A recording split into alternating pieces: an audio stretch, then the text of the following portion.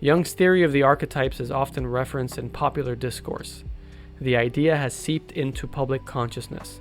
You'll hear mention of archetypes in writing, storytelling, and media circles. Archetypes are often said to be meaningful symbols with ancient origins. These are symbols that many people can relate to.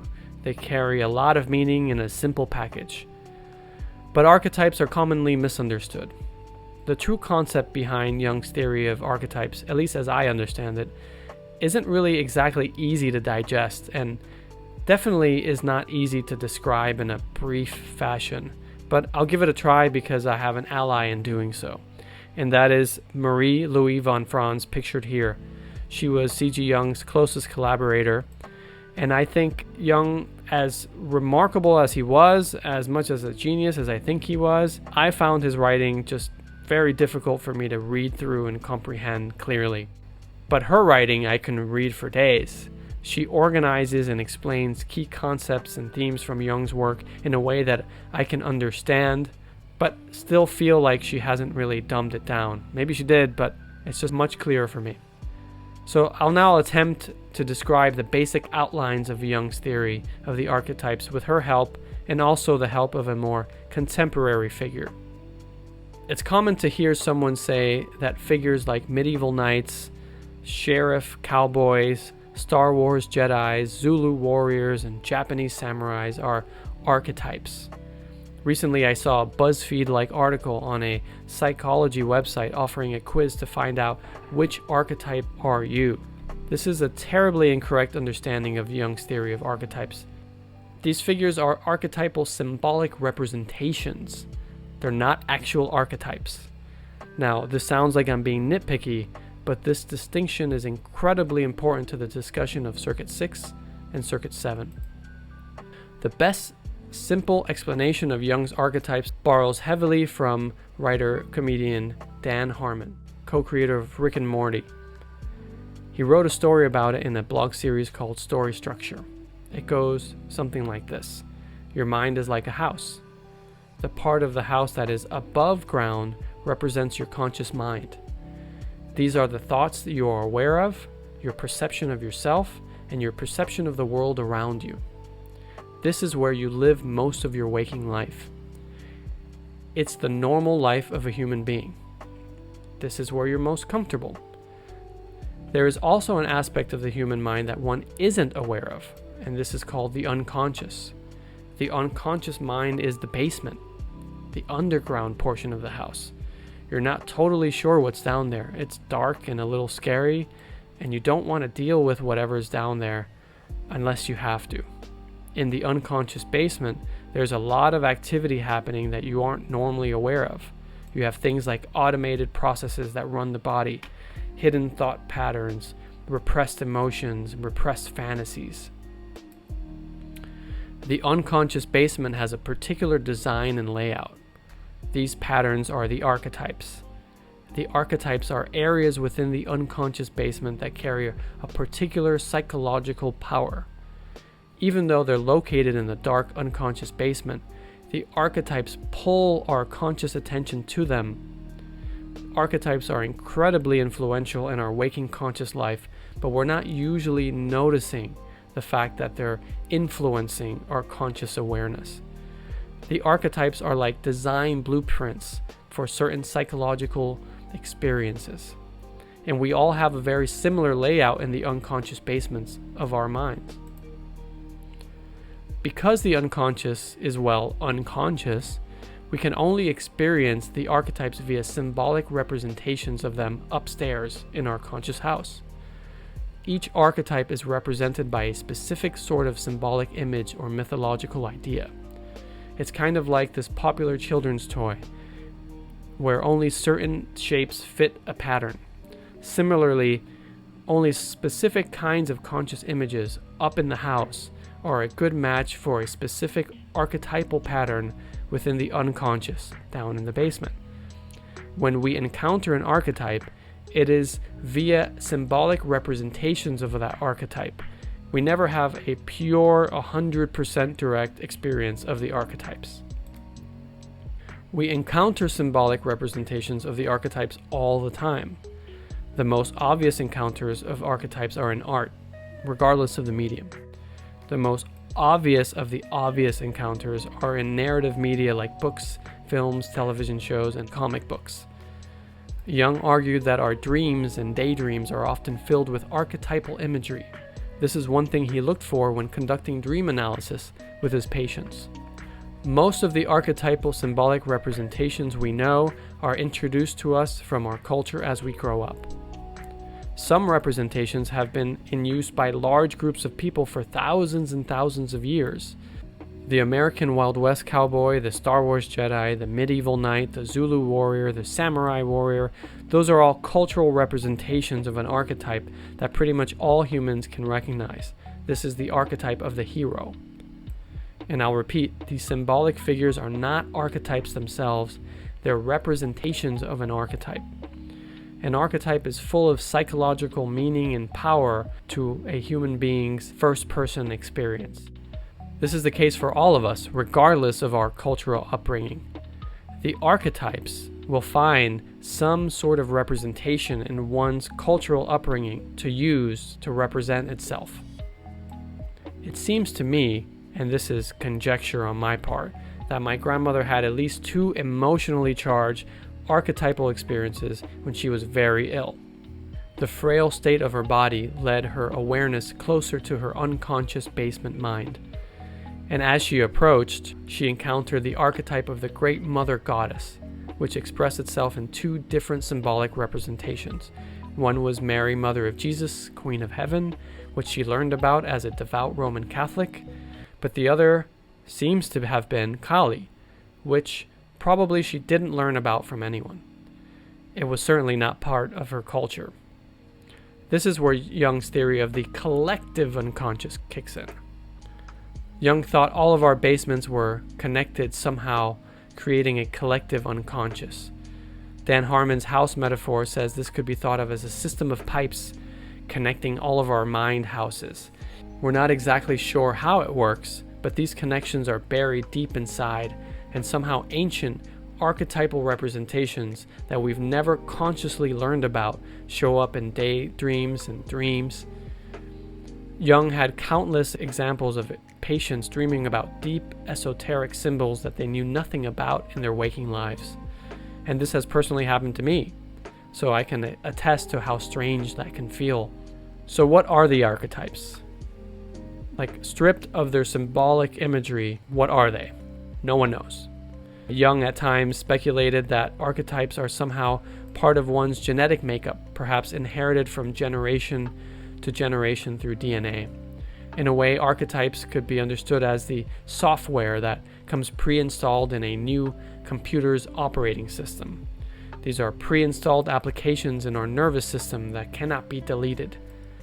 They are part of the code that makes the whole human system run in the first place. Each of us has all of the archetypes pre-installed within us.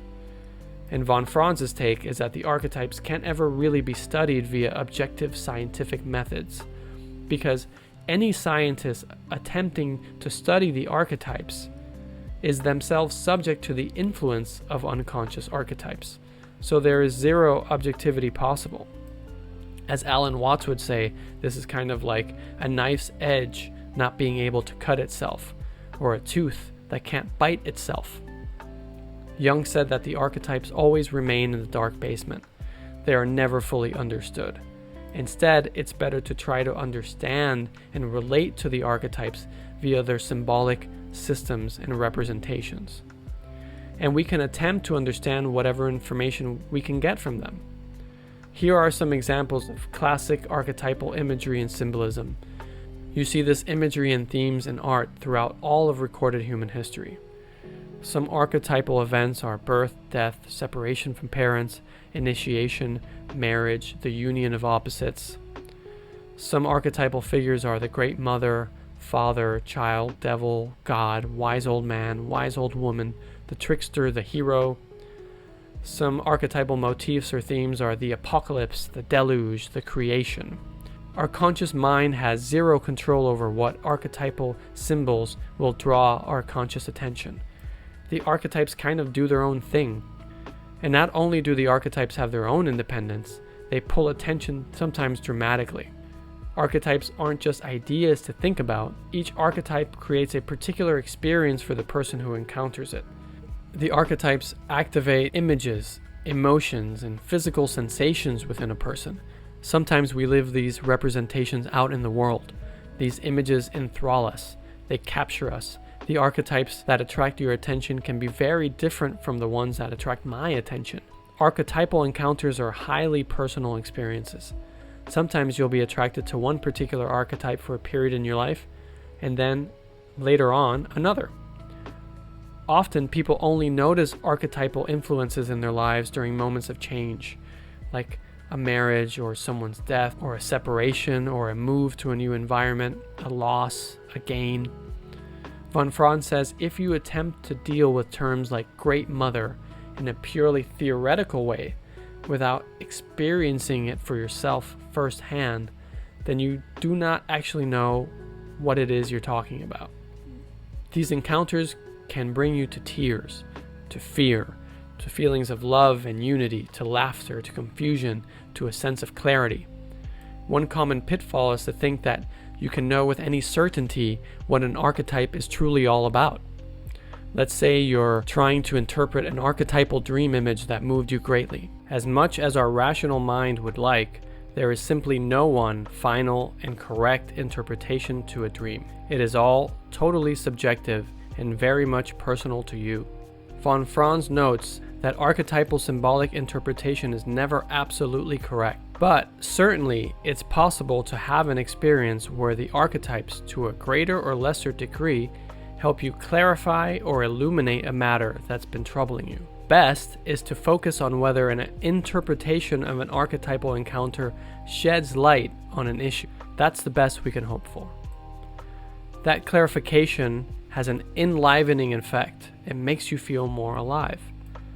But I don't want to make it seem like an encounter with the unconscious, with the archetypes, is a pleasurable or lovely experience all of the time. You don't have conscious control over what archetypal imagery and representations you will encounter. What is awaiting for you in the unconscious may be something you want to avoid, and perhaps it might be downright terrifying. But the consequences of avoiding and ignoring the world of the unconscious and the archetypes is probably worse. Jung and von Franz warn that a person can easily become obsessed and sort of possessed by an archetype. This happens especially when we're not aware of the archetypes and their influence. As von Franz puts it, archetypes often create intense, emotionally laden fantasies or ideas which take possession of the whole personality and motivates psychologically. It drives it in a certain direction. In other words, these mysterious unconscious forces can take over our lives if we're not careful. This can happen in many different contexts. I'll talk about some examples. Many of us can instantly relate to the powerful experience of what we call falling in love. Quoting from archetypalspirituality.org, falling in love is an archetypal event. We can fall in love with people we do not even like. The process of falling in love can be intoxicating, and we can equally fall out of love when we no longer project the archetypal feminine or masculine onto our partner. End quote. If this experience has happened to you, you probably have no doubt in how powerful it can really be. This infatuation state is highly influential over one's behavior. One can't think straight. So again, in Jungian terms, it's possession. Let's go through some other more exotic examples. Here in the middle is an Eskimo tribal medicine man dressed as an entity for a ritual in 1890. We know that since prehistory, native medicine people around the globe let themselves get taken over by spirits and even wear full costumes in order to embody these archetypal representations. This is similar to the experience that many Christians have of speaking in tongues and being taken over by the Holy Spirit. In secular, non-religious society, if a person is taken over by an archetype, unexpected and even tragic results can follow. People can become so obsessed with a fictional character, a celebrity, a political leader, or a religious figure that they give their entire life to that person in total submission. There are countless examples of this, but here are some interesting examples to drive the point home. Herbert Chavez has had 16 years worth of nose jobs, skin whitening, liposuction, jaw realignment, pec implants, and abdominal implants to become a real-life Clark Kent. Anthony Lafredo has transformed himself into a creature through various medical procedures. He's covered his body with tattoos and piercings. In Japan, there's the phenomenon of idol worship. This is a subculture where adult men become totally obsessed with young female performers that are worshipped as if they were religious deities.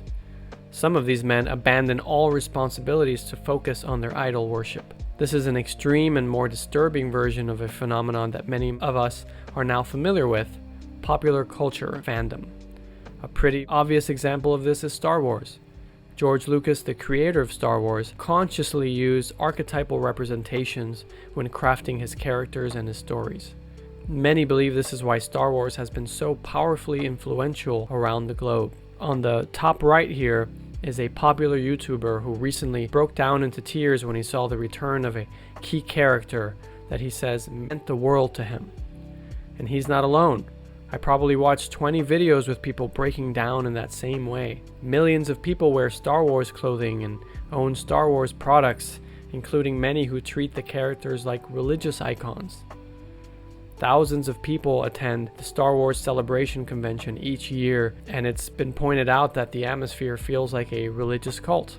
In fact, some people have listed Jedi as their formal, actual religion.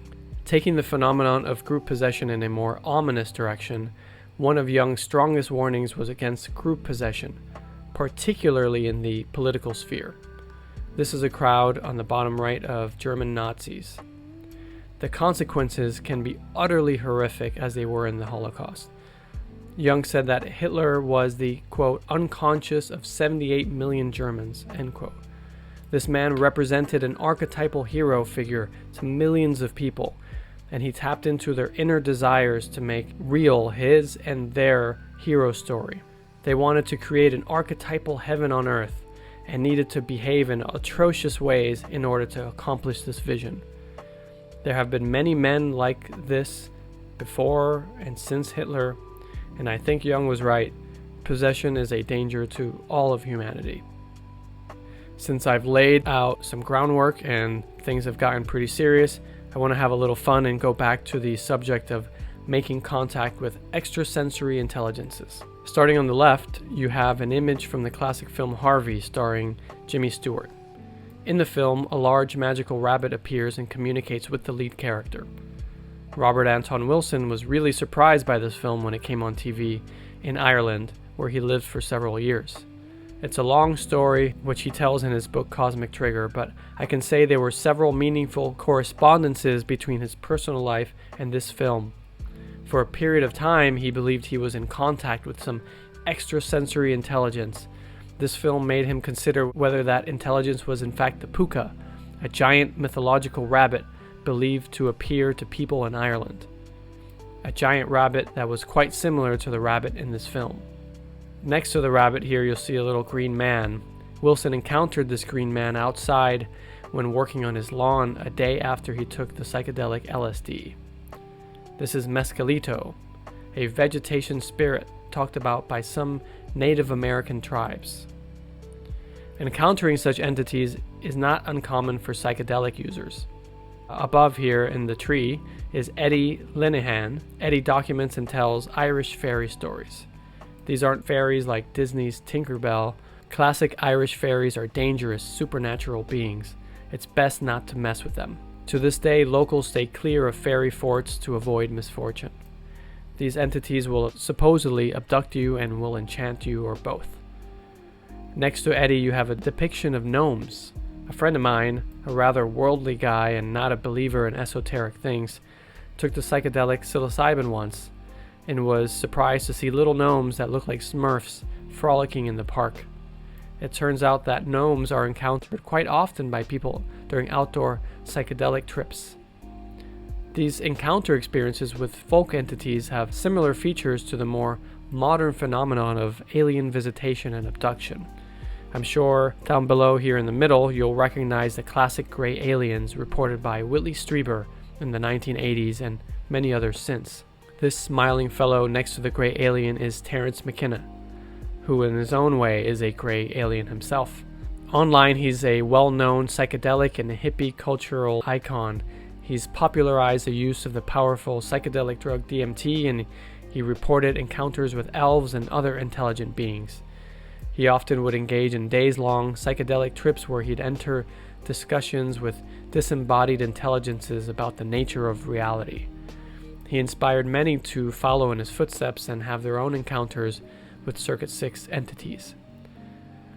Further to the top right is John C. Lilly, who I first mentioned at the beginning of Circuit 6. He was the guy who coined the term interterrestrial beings. He was the inventor and popularizer of the sensory deprivation float tank. This is a tank in which you float in body temperature salt water in near total darkness and silence.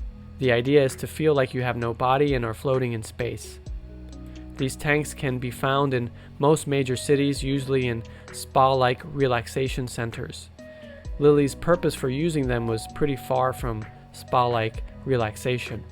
He would float for hours and hours on end, often high on strong hallucinogenic drugs, initially LSD and then ketamine, which he'd come to have an addictive and harmful relationship to. Lilly in many ways lost his mind in that tank, but boy did he write some fascinating books based on what he learned in there. He attempted to categorize different states of beings he encountered in the tank, and he documented communication with intraterrestrial and extraterrestrial intelligences in a fairly methodical fashion. Unfortunately, despite the attempt at science, Lilly's work never came to much more than the eccentric ravings of a very intelligent drug addict. And at the bottom right corner, you have author Philip K. Dick. This is a cover for his book Valis. PKD, as some like to call him, is now known as the most influential writer of science fiction in the past half century. There is no doubt about it, the man was brilliant in many ways, but he was also a man with massive personal demons. PKD was an artist who stated that his writing was channeled from somewhere else.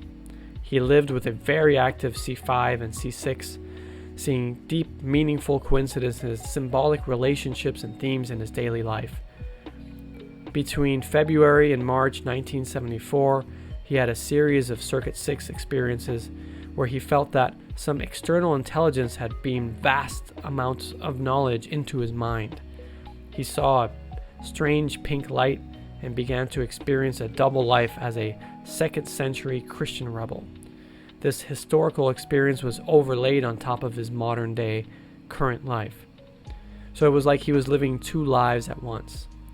PKD began mostly through hypnagogic states to hear a voice that he realized he had heard years before while he was in college. This was a presence that he called the Vast Active Living Intelligence System, or VALIS for short. He spent the rest of his short life trying to understand what happened to him and what, if anything, was trying to communicate to him in early 1974.